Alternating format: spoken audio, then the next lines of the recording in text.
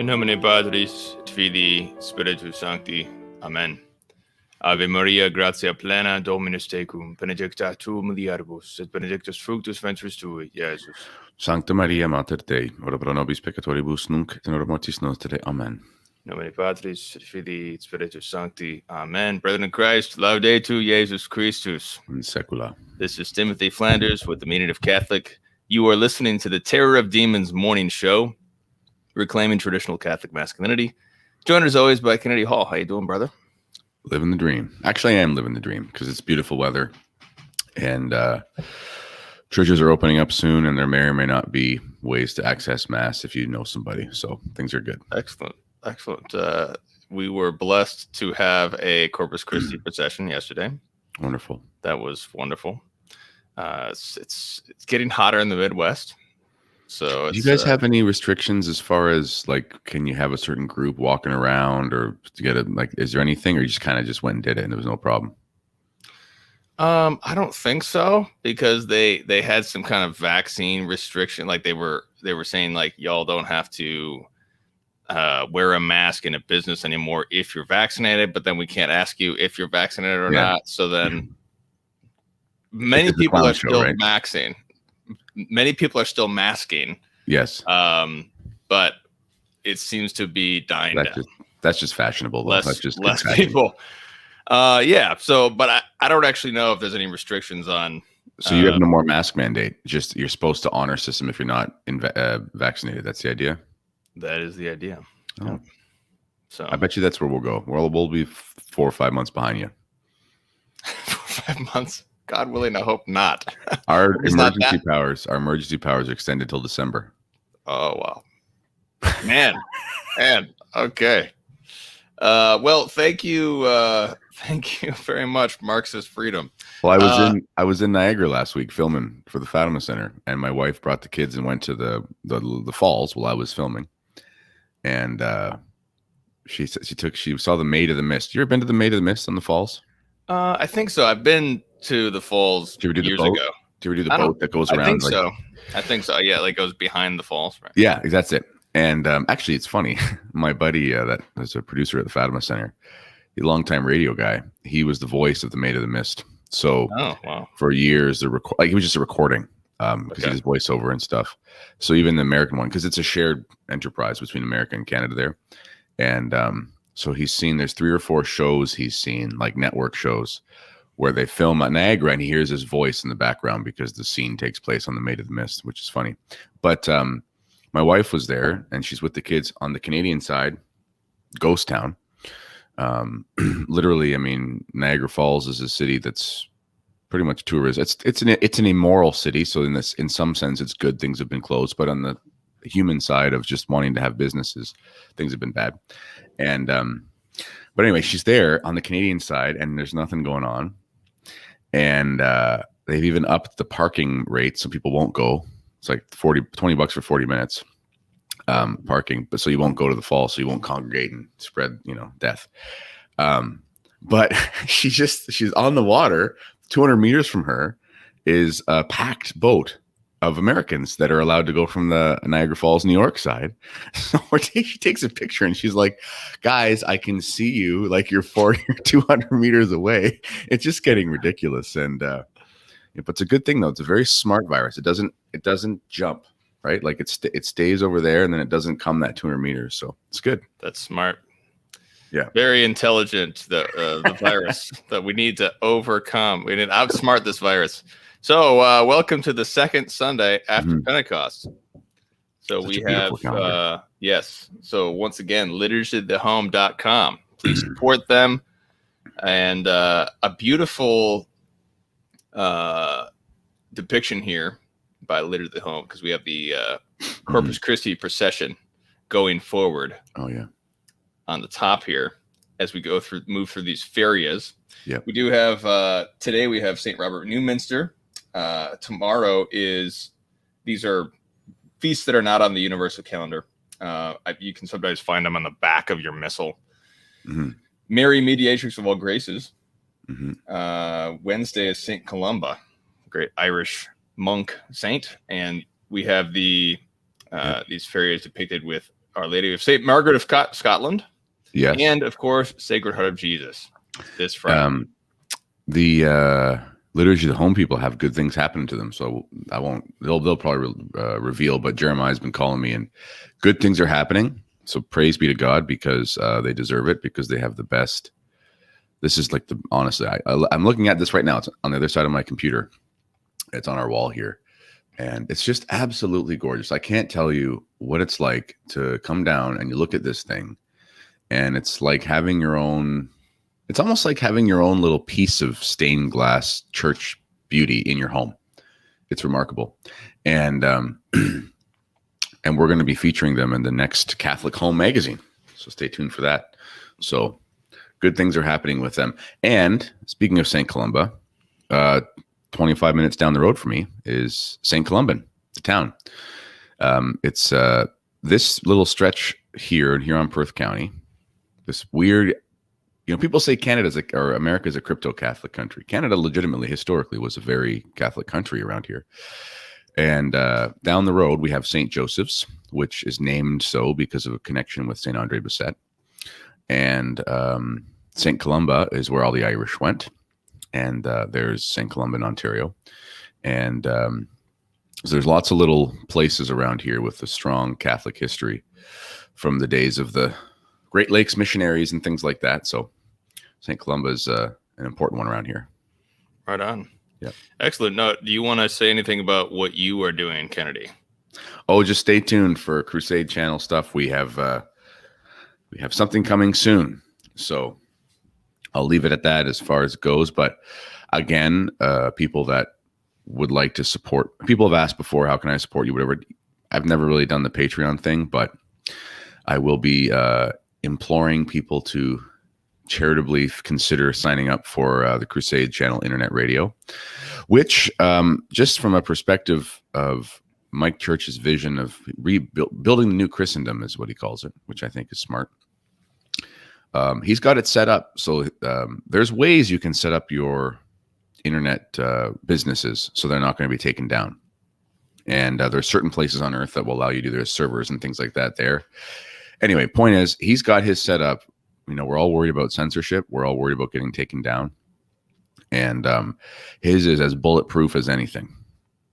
So he really is a pioneer for good conservative Catholic, endeavors about how can we sort of, you can't be in the mainstream, so to speak, but how do you build your own stream build your own mainstream is how he says, which is smart. So consider signing up, and we'll have more details about that soon, and stay tuned for those. Yeah, this is to help Kennedy remove himself and his family from the globo homo system. That's what we call the bureaucracy of the international businesses and whatnot that many of us are forced to be a part of just to make our daily bread. But at some point, especially in the month of humility, the freedom and equality comes crashing down upon us. So please support Kennedy to escape the global homo system. We should. I just thought about this now, but we should put a novena. You can do novena for St. John the Baptist. Am I going to? Yeah. I wasn't planning on it. I've never done it before, but I've got some things I want to pray for, and I found a really good one.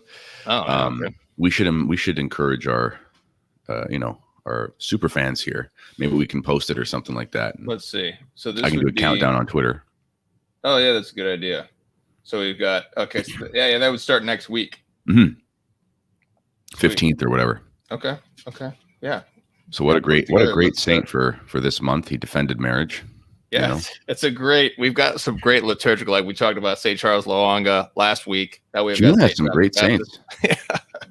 And of course, St. Peter and Paul to finish it out. And we're going to renew in our home. We did the enthronement of the Sacred Heart. And we're going to renew that on the Sacred Heart Day as a family. Oh, perfect. Yes. Everyone, just reminder for everyone, enthrone the Sacred Heart. Best. In your home as the king of your family. Mm-hmm. This is how we restore Christ the King in our society, is we do it first in our family. Mm-hmm. And we're going to talk in just a minute about the family and what was going on in the post-war world.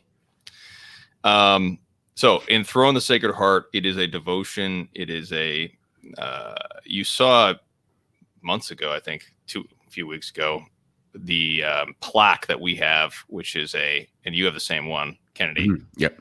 It's just a plaque which all the members of the family sign, ascribing kingship to Jesus Christ in the family. Yep. And it's an enthronement of the Sacred Heart. So, yes, this Friday is a very special day. And so enthrone the Sacred Heart. So let's talk about the post-war world. Mm-hmm. You talked last week, Kennedy. You had a great point, which I loved. I'd never heard that before. The Vatican II is the post-war council. Mm-hmm. And when we talk about the post-war world, it is very much defined by this post-war mentality, which is coming straight out of the Vatican, out of World War II, and goes into Vatican II, and really defines the whole world that we're living in is defined by this post-war mentality and the situation in all sorts of ways. Before we get into all that, I wanted to talk about the idea of judgment and how are we to be prudent and charitable. Mm-hmm. I want to read this passage from the Summa because I think we've talked before this time. There's not a lot of controversy when we talk about these controversial figures before this time. But now that we're getting into the controversial period, everybody's got really strong opinions about this and that and all sorts of different aspects of it. And I just want to remind everyone the importance of these virtues when we discuss these things. So if you go to Summa Theologica, Secunda Secundae, this is on New Advent, and you go over to question 60. This is in the virtue of justice, judgment, Article 4. Whether doubts should be interpreted for the best. Mm-hmm. St. Thomas says, doubts should be interpreted for the best. What does he mean by that? He says that the things from the very fact that a man thinks ill of another without sufficient cause, he injures and despises him. Mm-hmm. Now, no man ought to despise or in any way injure another man without urgent cause. And consequently, unless we have evident indications of a person's wickedness, we ought to deem him good by interpreting for the best whatever is doubtful of him. So here, and Reply to Objection 1 has the key point here.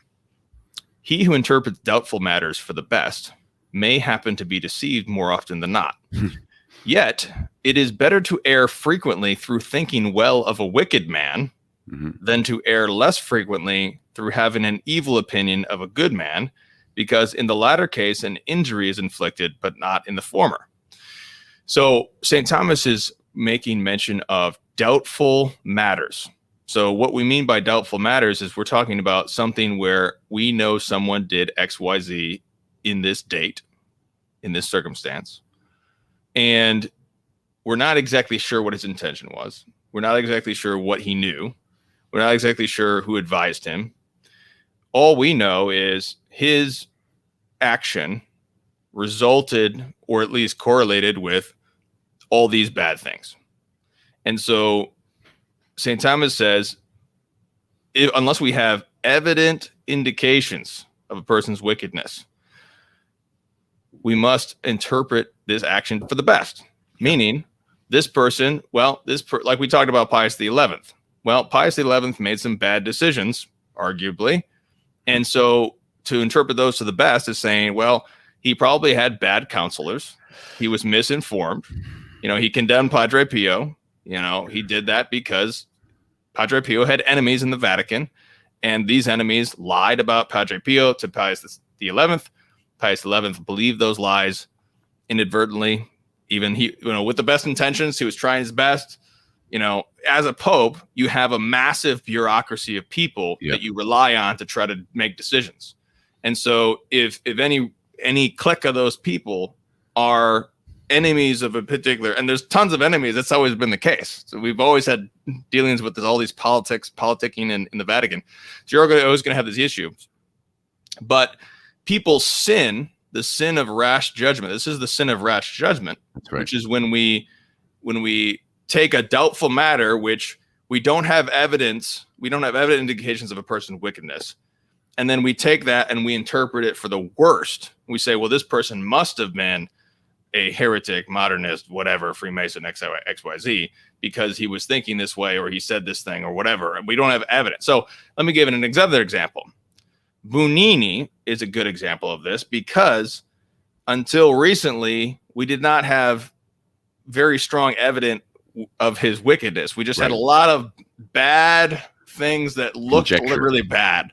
Now we have the testimony of Charles Murr, who is the spiritual son of Monsignor Marini. Monsignor Marini was in the room when Bunini was accused with Paul VI and booted, and he was accused of Freemasonry, and they had the documents at the time. So Charles Murr was there. He's a secondhand witness to the actual fact. He was intimately tied to it.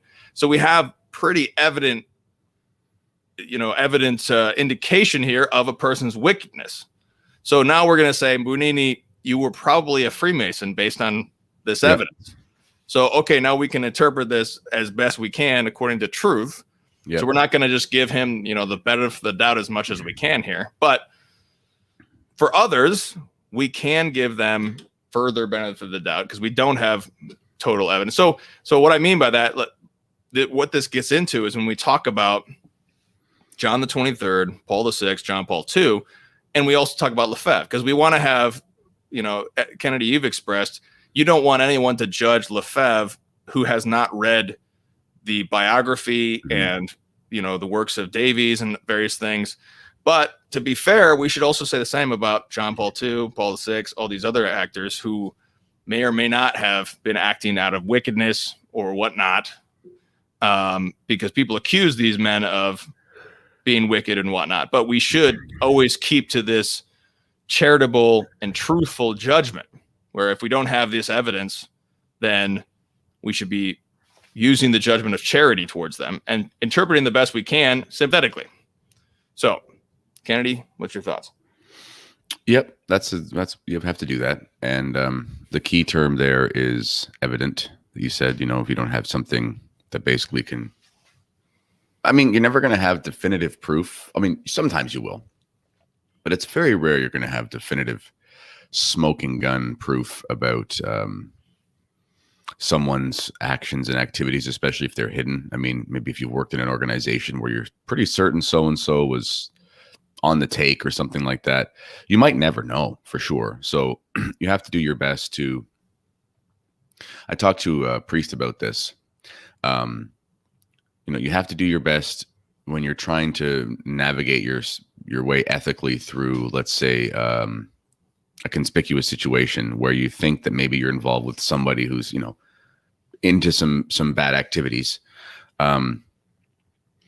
You can look at the results of what they're doing. You can look at the patterns of behavior, and you can prudently make decisions to either separate yourself, or if you have to, warn people about X, Y, and Z as charitably as possible. But if something's not public, you don't go around and make it public. Like if it's a public sin, then it's known, then you can talk about it because it's happened and it's out there. But you can't try and bring up somebody's, what you think are things that they've done when it's not public. Okay. That's kind of that line you have to not cross, even if you think the person's pretty wicked. And you know what? That's one of the big issues within the church right now, with how do we deal with like abuse stuff? How do we deal with corruption stuff? Some Catholic commentators basically make their living in a way just kind of going after people in the church all the time.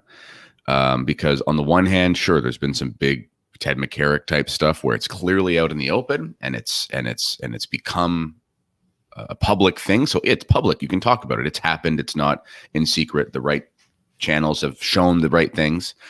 But on the other hand, this critical eye where we go looking at,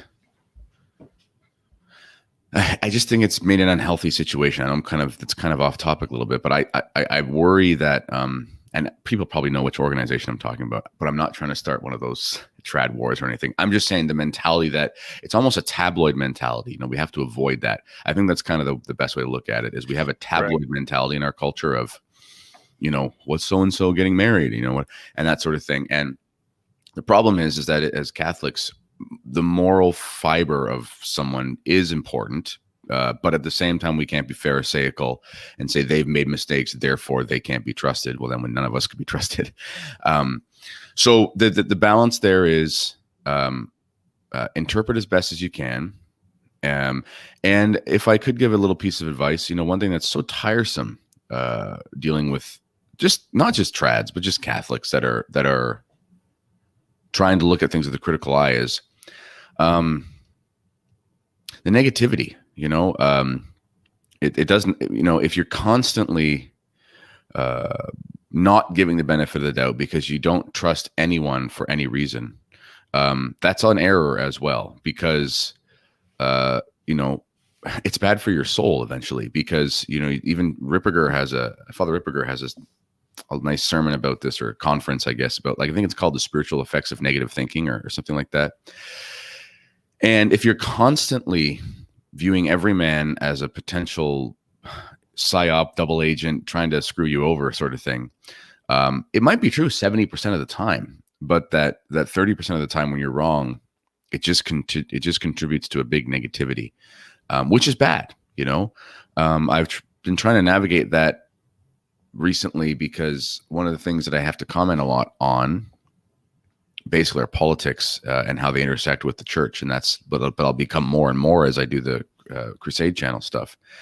And I've realized that yes, there's a constant mistrust of the regular channels, which is important because we know we're being lied to in a lot of cases, but it's almost a mentality of never trusting anything and expecting the worst of everybody, which is really unhealthy. And we see here from Aquinas, it's not balanced. It doesn't give us balance of trying to look at figures, look at them properly, and John Paul II is a good example.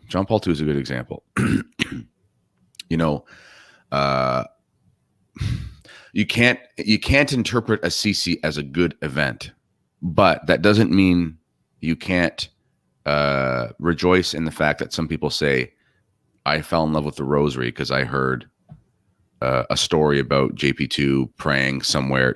Like, there's good things that happen and there's bad things that happen. And if you have a consistent, totally negative outlook, then in a way, that's as bad as being wide-eyed, bushy-tailed, and doughy-eyed and always accepting everything. It's just an unbalanced extreme, if that makes sense. Yeah, what we do need to have an inclination towards interpreting for the best for every man, but especially the hierarchy and bishops and our fathers. And we talked about this last week. We're in this age of fatherlessness and abusive fathers. And so we have this woundedness as abused children. And the way we express that woundedness is by an unforgiving spirit towards them. That's right. And a complete distrust of all authority and hierarchy. And we should have an inclination towards wanting them to be good, I guess. Yet not with the critical eye to submit to the truth, because humility means submitting to the truth, conforming to the truth. And you can take different approaches depending on your situation. So, like, if you're a father, that we live in an age of great immorality. Let's say you're considering schooling options, right? It doesn't mean that you believe every public school teacher is an evil person, but you're saying there's certain risks I won't take. Because not that I'm imputing this on every teacher or something. That's not what you're doing. But you are saying, I can't take a risk in this situation because I have care over these kids, right? That makes sense in that situation, to be maybe overly cautious because the risk is too great. But on the other hand, you don't impute malice to your peers because you have to navigate that situation differently. So, end of the day, benefit it out as much as possible, and prudence in where you're applying those judgments based on what you're in control of. Right. So I think another good example is Pope Francis himself, because I would prefer I would prefer to be completely wrong in my estimation Yeah. of the Holy Father. That should be our preference. That'd be great. We should be wanting to be wrong. We Yeah. should be wanting to be, wow, I've been completely proved wrong, because from a reasonable estimation of the facts, that, you know, when he refused to answer the dubia, when he refused to answer the Vigano charges, those are the things that I was like, wow, what is the possible explanation of this? Except either he's completely ignorant of the necessary knowledge of his office, or he's malicious. Yeah. And so I would hope that he's ignorant, or there's some other aspect of this that I don't understand, which would prove him completely orthodox and pious. That should be all of our preference. We should all want that as Catholics. We should have an inclination towards wanting that and being immediately submissive to the truth if it were somehow shown to us that it was the case. So there should be an allowance for being proved wrong. But instead, like you said, there's just sort of this immense negativity where we're just always talking about how bad Pope Francis or whoever, or any bishop or anybody, is so bad. And so we're just talking about that all the time. And I know people are wounded, and we've got, you know, people are abusive children or abused children, but we're ultimately committing a sin of rash judgment. We're committing a sin against charity. We're just spreading a lack of piety for the hierarchy in general, so that there's an unforgiving spirit. And so we need to go through this. So another aspect of this is that we've had 3 canonized popes, John 23rd, Paul VI, and John Paul II. And there are issues with the canonization procedure, which many people have discussed. But the traditional position of the theologians, going back to Francisco Suarez and various others of the theologians of the scholastics, is that canonizations are infallible. And that is something that's a very high degree of certainty. Sententia certa, which is the 4th degree. It could be argued that it's a sententia communis, which means it's sort of an arguable position. That's sort of the stance that some are taking, is that the canonizations are infallible. That's an arguable position. And some would say that it's not arguable. But essentially, I do not have any reason to question that. And so I simply call them saints because they've been canonized. Canonization does not necessarily mean that everything they did was infallible and everything they did was right either. But there's a certain, I do think that there is a factor of this negativity that we're talking about in this reluctance and sort of vehement denial of a canonization.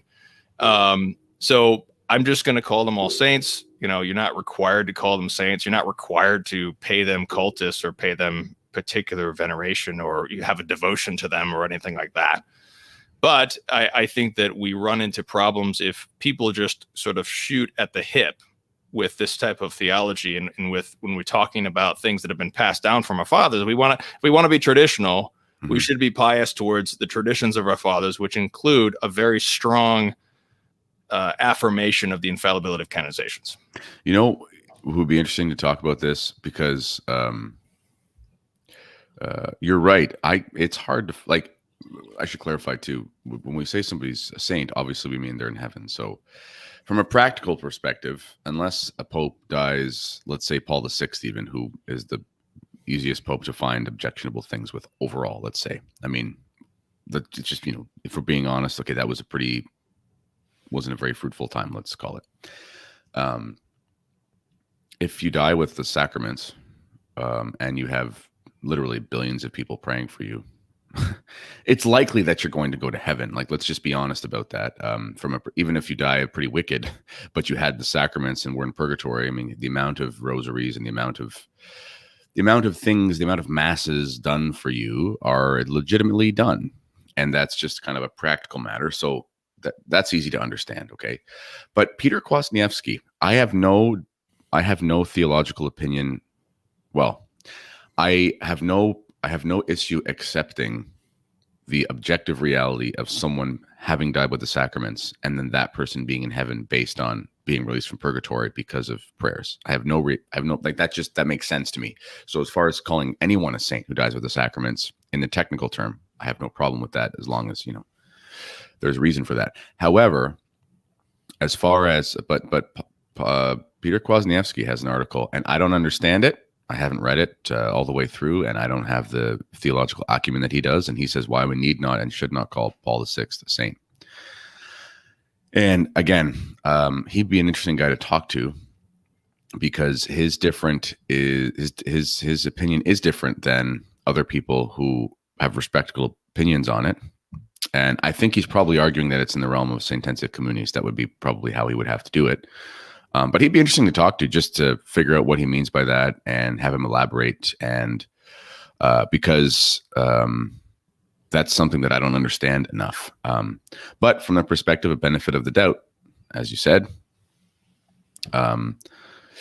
there's no sense in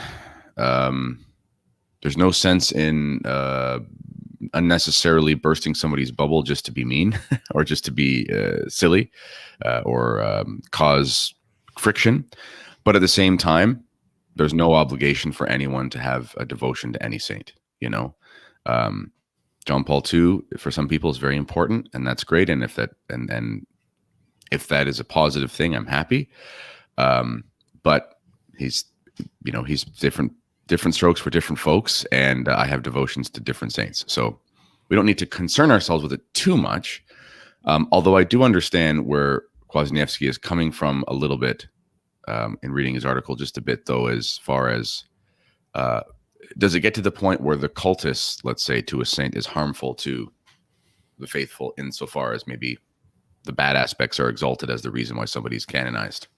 Like Oscar Romero, let's be honest, some of the stuff was kind of liberation theology-esque, although there are stories that he did have. There's actually stories that he was quite a good Thomist, weirdly enough, and some of his sermons apparently were quite good. I don't know. I know from working in the Catholic school system, Oscar Romero was a super saint because he's a social justice saint for them. And I'll be honest, promulgation of his life is really just promulgation of socialism with the cross on it. That's bad. So in that position, I would never promote him, just because for me, the atmosphere around it is so liberation theology centric and so socialist centric that I think it's too dangerous insofar as what is being promoted. What are they going to find when they look him up? On the other hand, I have no problem understanding they died with the sacraments. So there's like a balance there. Yeah, absolutely. So as we talk about this, just keeping that very important thing in mind, that we need to have the judgment of charity, judgment of truth, and not fall into rash judgment about men that we don't have evidence that's clear and evident for wickedness. So therefore, we should treat them the best as much as we can when we judge them. So now we want to talk about, we got half an hour left talking about the post-war world going up to Vatican II and understanding Vatican II as a post-war council. Now, this series has been delving into all sorts of different things in the context of Fatima, which was the message from World War I to repent lest there be World War II. That pretty much sums up Fatima. Yeah. Now, we failed to repent, so there was World War II. And we talked about it a few times ago, where there was a sexual revolution. Even worse, it wasn't even just not repentance, it was the exact opposite. It was the first sexual revolution, and there were so many different things going on with that. So we've already had a great breakdown of the family, and this is especially true with the economic situation that was destroying the extended family, as we've discussed, the extended family, which is grandma and grandpa and aunts and uncles all together in the same community. That is the normal. It's normal. The normal thing for what a family is. And that's the way it's been for centuries. And since the Industrial Revolutions in the early 1800s and in the early 1900s, the family has been reduced to the nuclear family.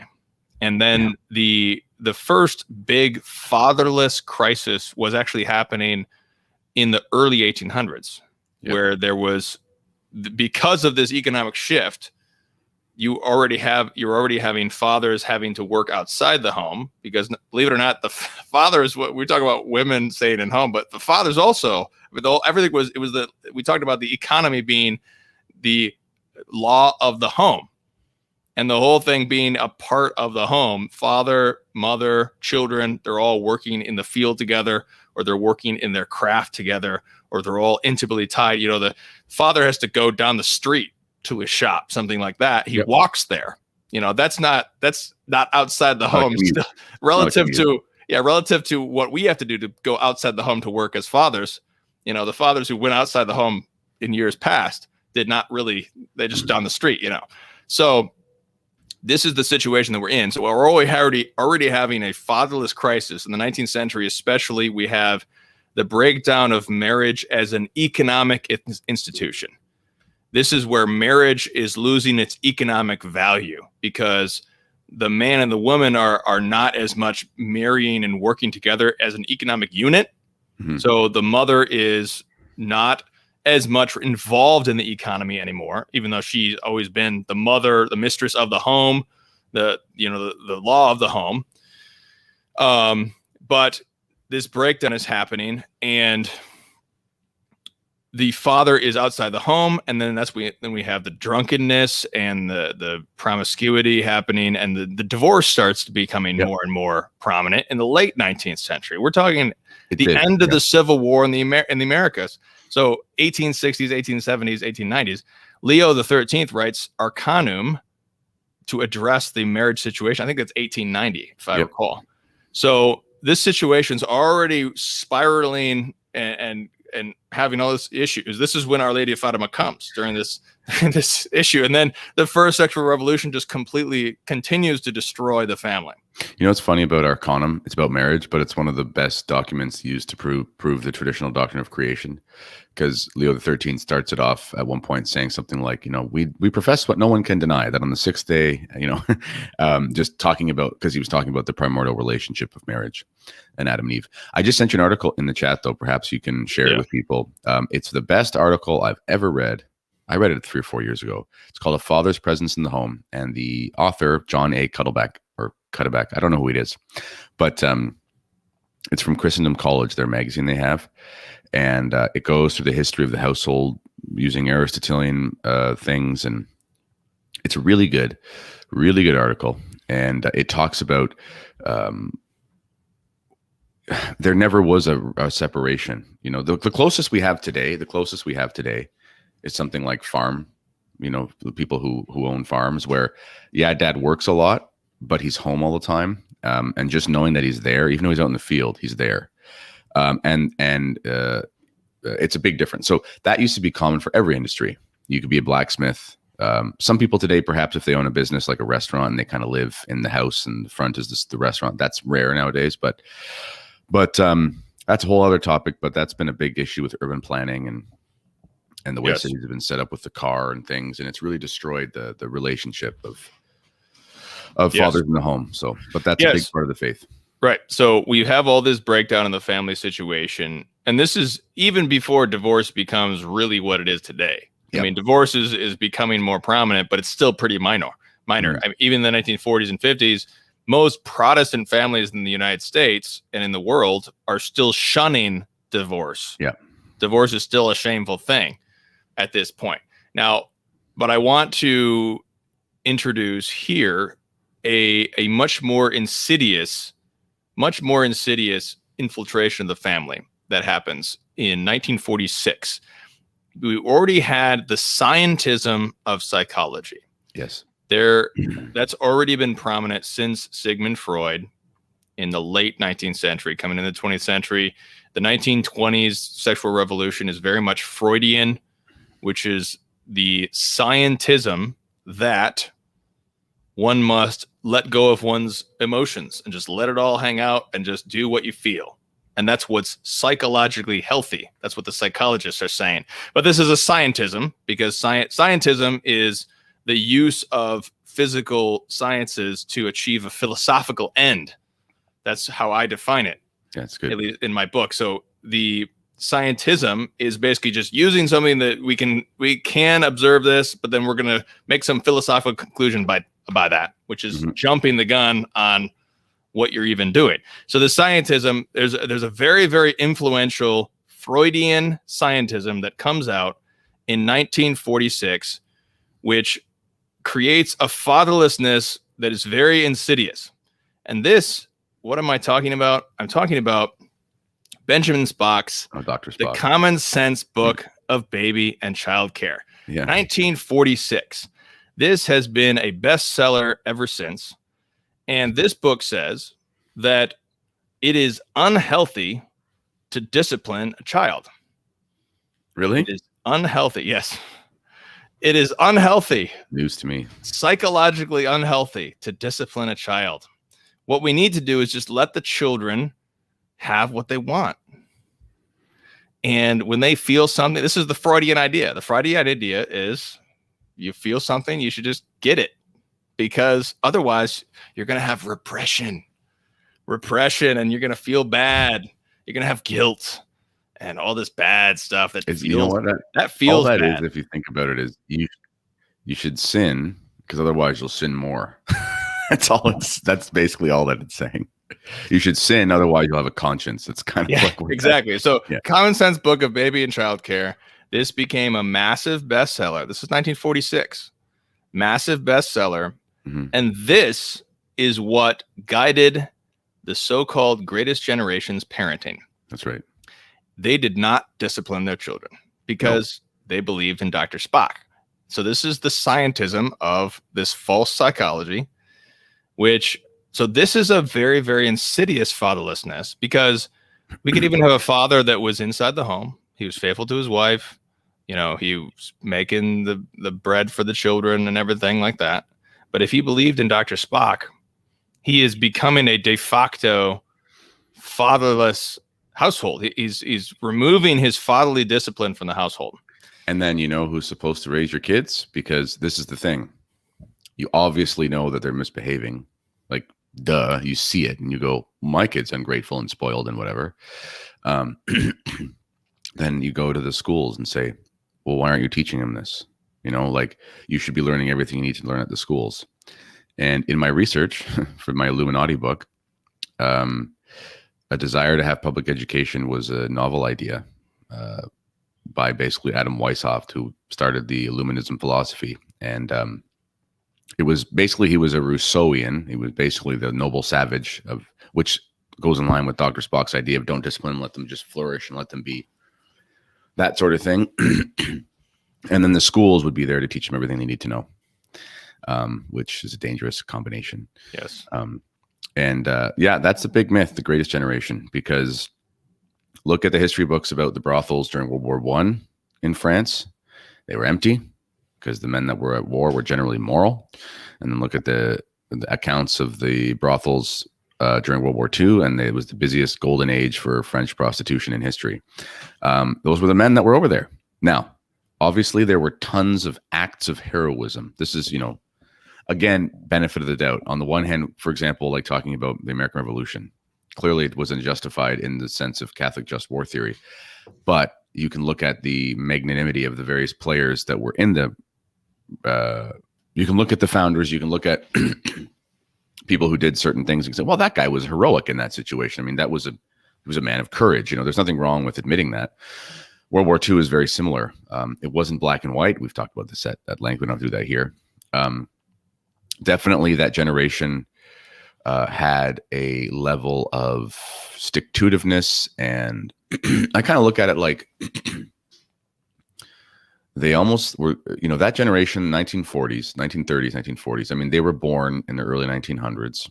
Some of them maybe late 1800s, but that would have been rare to be in active service. They were raised by the people who had grown up in the late 1800s, basically. They were raised by the generation that was in Laura Ingalls Wilder books and things. And although, a lot of their morals had become shot, or at least they became apathetic in how they transferred them, they definitely had a residual steam of hard work and enterprising mentality. So yeah, did they fail in a way of imparting morals and stuff? Yeah, of course they did. However, it can't be underestimated that they clearly, from an objective perspective, were super they had virtuous habits. Let's put it that way. They had virtuous habits that were formed through the lifestyle that they had to live as technology was in flux. Which I think about today, And one of the reasons why, yes, are we living through a communist thing? Yes, are we living through this? Yeah. But I talked about this with Michael Semin, fan of the show, maybe he's watching. And one of the fatal flaws is look at your Marxists of the 1920s and 1910s and 30s. Again, raised in this era of just, even if you were a socialist, you had to be rugged.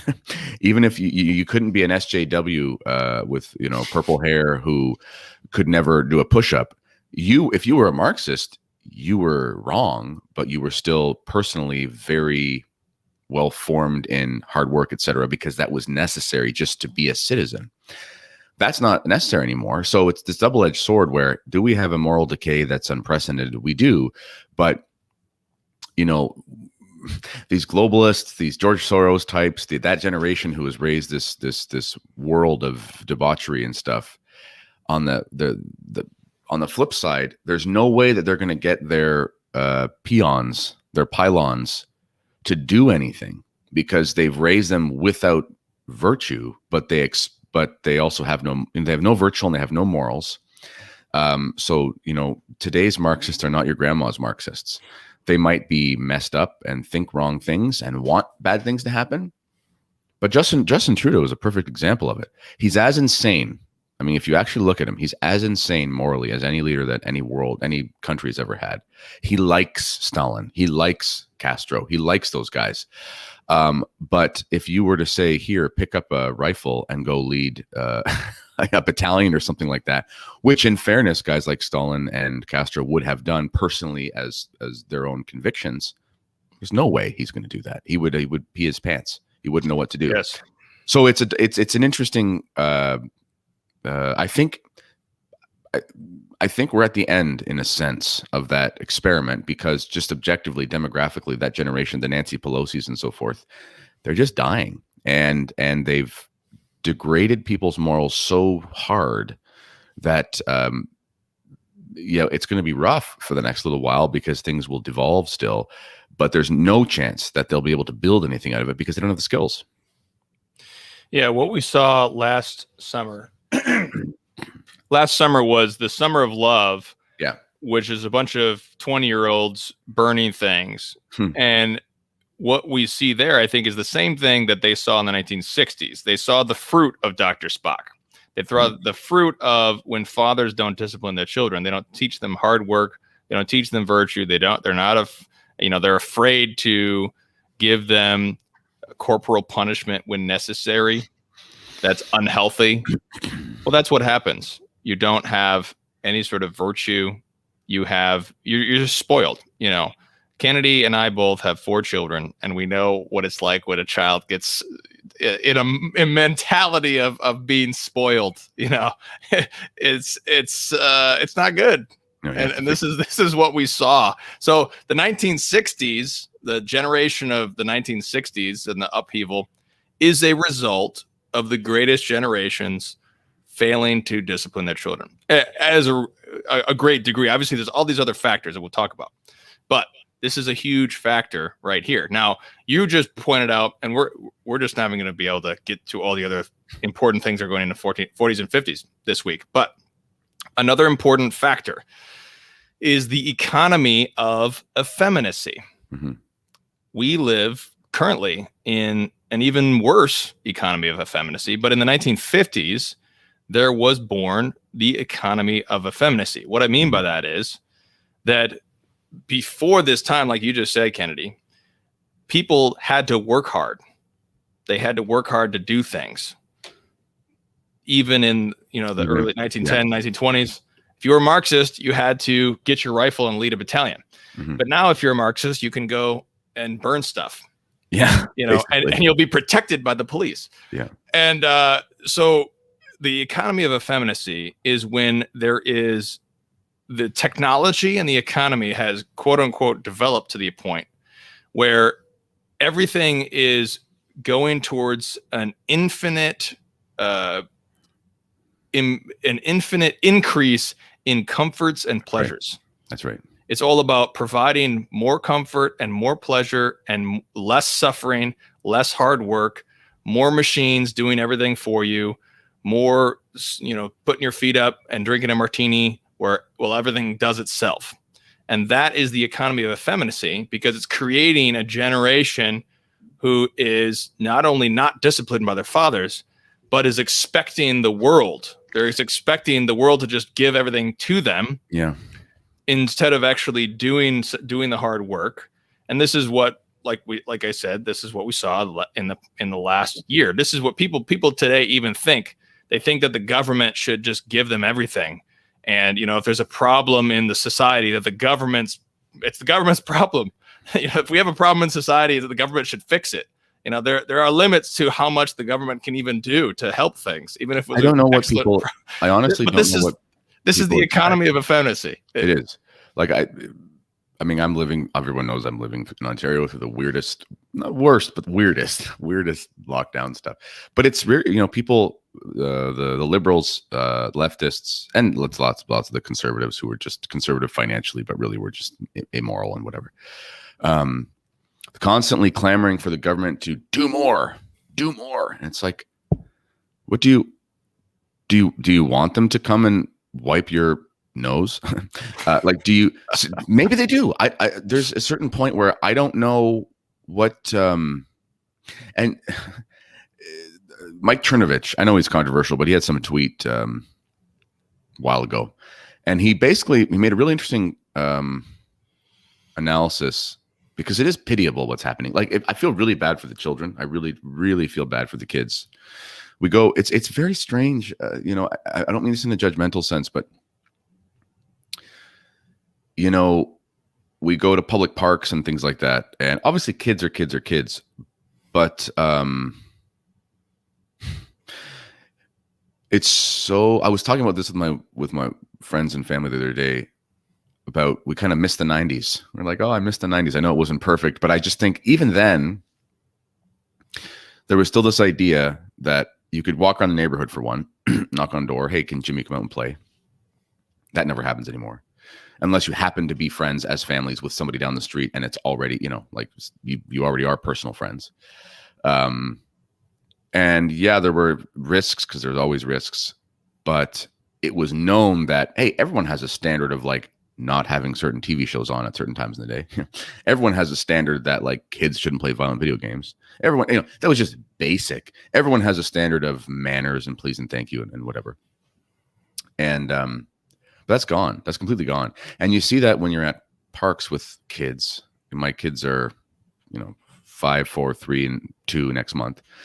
And my children are blissfully sheltered. And I mean that in the sense where they're just little weirdos sometimes, because they don't know that they don't interact. They interact with lots of kids, but not with the public school type. And they'll just run up and be like, hey, my name's so-and-so. How you doing? And the kids kind of look at them like, why are you so friendly? And but I feel really bad for a lot of these kids who are just raised without any virtue, discipline at all. And sin is promoted to them. So Mike Chernovich, he had a tweet basically saying, it's going to be interesting in the future.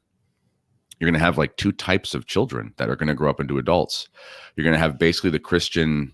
He said they're going to be Christian, they're going to be fit, and they're going to be homeschooled or private charter schooled, whatever, and be a very competent, moral, healthy person, generally speaking. And this, again, things could happen. On the other hand, you're going to have kids who just kind of are thrown into the system, and they're going to be unhealthy, physically, literally, morally unhealthy, and very uneducated in the sense of any real knowledge. It's going to be a very strange bifurcation over the next 20, 30 years. And this lockdown stuff has really illuminated, you've seen a distinct separation in the way that people view thriving for their kids, where on the one hand, you have parents who try to protect their kids as much as possible from what's going on. Whether you think it's serious, that's not the point. The point is clearly this isn't a good way to live, and we shouldn't normalize this for children, because it'll cause neuroses about germs and all that sort of stuff. On the other hand, you have parents who are just saying the government's perfect, follow them, whatever. And then you see what happens to those kids. I mean, I saw a kid last year.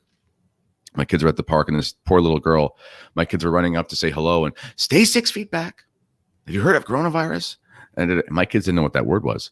And one of my sons, Dad, what is he said something about Shona Virus, Shona Lyris or something. And I was like, oh, they're just playing pretend, you know? And okay, forgot about it. But I'm like, whoa, this kid was 6 years old and was telling, you know, that's a very strange, and that was an extreme example. But that's what we're seeing now. So, you know, it's pitiable. And I'll stop off my soapbox here in half a second here. But one thing that I think can help us get away from this economy of effeminacy, I really like that term. I really like that term. I'm going to have to steal that and write a book on it or something. But one of the things that I've noticed is one of the biggest factors for effeminacy, and which people should know means a reluctance to suffer due to an attachment to pleasure. That's what it means. Is the smartphone devices and things like that. Because let's be honest, they're engineered for, you know, like this, I got it in my pocket here. They're engineered for, you know, being the most, they're engineered for being the most pleasurable thing to look at and whatever. So I was thinking about it for a while, and I was inspired by Eric Salmon's article about, he said he's going dumb. And I ordered the dumb phone. I ordered they're called a light phone. They're amazing. I can't wait till it comes in. And I think that's a practical step every person could take. Listen, we got a computer in front of us. You might have a tablet. You can have you can have a Wi-Fi hotspot wherever you go. You can go down to something that just has calling, texting, and podcasting. You'll be fine. And so that's one aspect where I think we could all take to get out of this circle of economy of effeminacy. Yeah, the economy of effeminacy is when profit is made by making people effeminate, making people addicted to pleasures and comforts as much as possible. Nobody wants to. This is like this. It's everywhere. I mean, I think of the medical. We're talking about the medical stuff. You know, when you have a disease, it's not profitable to work on your diet and helping your immune system. That's not profitable. That's right. Food. Read and write food, exercise. No, how about some pharmaceuticals? How about some drugs?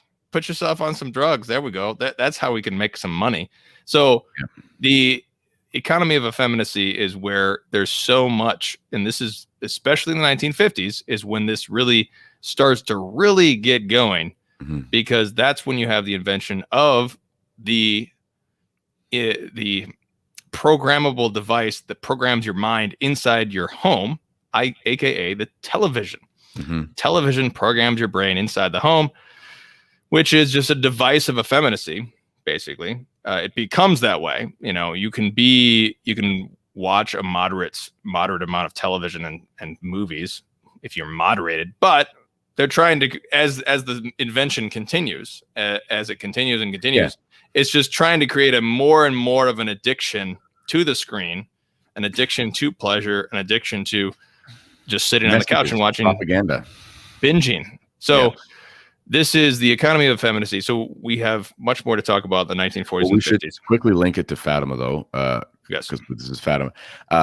Russia will spread her errors. Well, you might think, what does Russia have to do with this? Well, the early part of the Russian Revolution was extremely rugged and stuff. And then obviously there was the sociologists call it the Russian superego. There was a strength of resolve, almost materialist stoicism because of the austerity of living in a Soviet regime, because of the lack of certain material comforts. However, they were huge on pushing television. And if you talk to Michael Semen again, who lived in the Czechoslovakia at the time, that was the average day. It was, you go to work and do your automated sort of work thing that you did. You went to school and learned the propaganda stuff that you learned. You did sports and things, which, again, individuals might have their certain hardworking things, but from a perspective of how you occupied yourself, everyone watched a lot of TV. Everybody watched a ton of TV. You come home, TV. And that was everyone watching the same. And it was a very much a Soviet method of mind control, essentially. And this is part of Russia spreading her errors, because, you know, when you take away the health of the soul, this is why psychology is such a dangerous game nowadays, is because 90% of, my opinion, 90% of people are going through when they have guilt or depression, is guilt, because guilt makes you depressed. You feel bad about things. It makes you have melancholy because you're a sinner and you need forgiveness. And then you have to justify that by other means. So one of the ways that you will do that is you'll distract yourself. And as you grow more sinful and don't have recourse to confession, the more distractions you need in order to numb your conscience. So this is why people in my generation, they can't fall asleep without watching TV. Literally. I remember they can't fall asleep without watching TV. They can't, they're just addicted to it. And think about the consistent messaging that you're going to get. And that is that's a propagandist's dream. If you could have told Vladimir Lenin that in 100 years, you could literally have consistent, funny enough, Pitbull, that rapper. Anyway, he's from Cuba, right? So he doesn't like communism. He had a funny clip that went around about what had gone on this last year. It was really insightful, actually. It's very strange, kind of, out of the mouths of an ass, I guess. But he was talking about how he knew from day one. He goes, my family, people forget that Cubans escaped communism. They group them in with every other Latino, so to speak. And it's like, no, they came from a actual communist takeover. And he said, Castro is rolling over in his grave right now. And he's going, what? You did it with a virus? You didn't have to fire any shots, but it was really the propaganda. If you had told these revolutionaries 100 years ago, you're going to get people to take this and they're just going to stare at it. And then you're going to be able to tell them, and they're going to willingly take it out of their pocket, and they'll watch it over and over. They'll make funny videos about it. They'll find ways to monetize for them. You can pay them without having to pay them to be propagandists by the money that's made from the things that they buy from clicking on the things on the propaganda. Like, it makes your mind blow about what it is, and that's an era of Russia par excellence, and that we see that exploding in the 1950s. Yeah, next time you're in any public place with a bunch of people, just look around and see how many people are just looking at their phone. Yeah. That is the economy of effeminacy. This device is designed to addict you to the endorphin boost or whatever that you get when you get a like or a notification or whatever. And that is designed consciously to addict you to pleasure. Mm-hmm. And everybody's addicted. So... Yeah. But it started in the 1950s. So next week, we'll talk more about this post-war world. We are going to finally get into, because these are all the contexts for the interview that Sister Lucia gives, 1957. Father Fuentes. And so we talked about the consecrations that Pius XII did. We had a debate about Robert Sungenis's thesis. We actually do have Sungenis coming on the show in 2 weeks, so he'll be presenting further his thesis about this period and Pius XII's consecrations. We also have Kevin Simons. He's going to come on the show next week, and he'll be presenting. I think we're going to talk about some of his critiques of sort of the trad narrative of Fatima, if you will. So there's good stuff coming down the pike at Meaning of Catholic on Fatima, as well as this week we have Chris Plants. We have Mass of the Ages podcast. I don't know when that's going to come out. We're recording it tomorrow, but on the Communion in the Hand, Abby Johnson as well. And so this is all coming. Also, RTF Mike will be on the show in a few weeks, so that'll be fun. He's going to talk about the Holy Face devotion, which is awesome. Excellent. So thank you very much for watching. Let's offer up in our Father for the intention of raising our children to be hard workers and not shying away from suffering, and also for the Sacred Heart to reign in our families, that Christ may be king of our families. Let me get... Here we are. Sacred Heart of Jesus. All right, let's pray. In nomine Patris et Filii Spiritus Sancti. Amen. Pater noster, qui es in caelis, sanctificetur nomen tuum, adveniat regnum tuum, fiat voluntas tua, sicut in cielo et in terra. panem nostrum quotidianum da nobis hodie, et dimitti nobis debita nostra, sicut et nos dimittimus debitoribus nostris, et ne nos inducas in tentationem, sed libera nos a malo. Amen. In nomine Patris, et Filii, Spiritus Sancti. Amen. Jesus is King.